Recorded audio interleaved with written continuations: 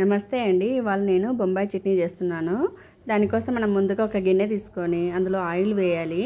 Oil heat ఎక్కిన తర్వాత అందులో ఆవాలు, జీరా, పచ్చిమిర్చి వేసి కాసేపు వేయించుకోవాలి. వేగిన తర్వాత అందులో కొద్దిగా కరివేపాకు వేసుకోవాలి.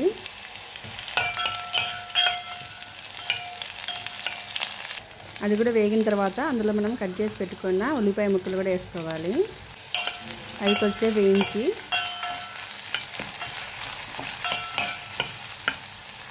అందులోనే మనం కొద్దిగా సాల్ట్, పసుపు వేసి బాగా వేయించుకోవాలి.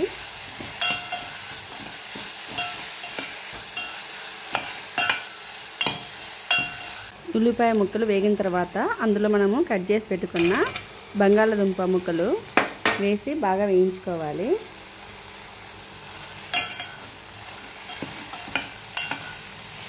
కొద్దిసేపు వేయించాలి. బాగా వేగిన తర్వాత అందులో మనం కొన్ని వాటర్ వేసి ఉడకనివ్వాలి.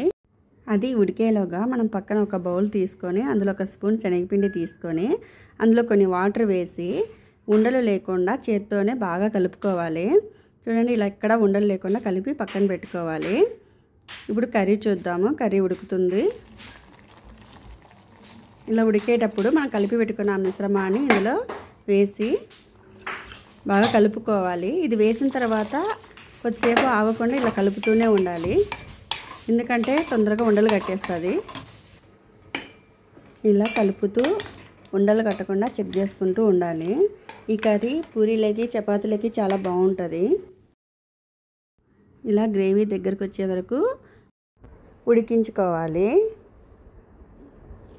అంతేనండి, చాలా సింపుల్. బొంబాయి చట్నీ రెడీ. ఈరోజు మా ఇంట్లో special chapati with Bombay chutney. Thank you for watching this video. Please like, share and subscribe.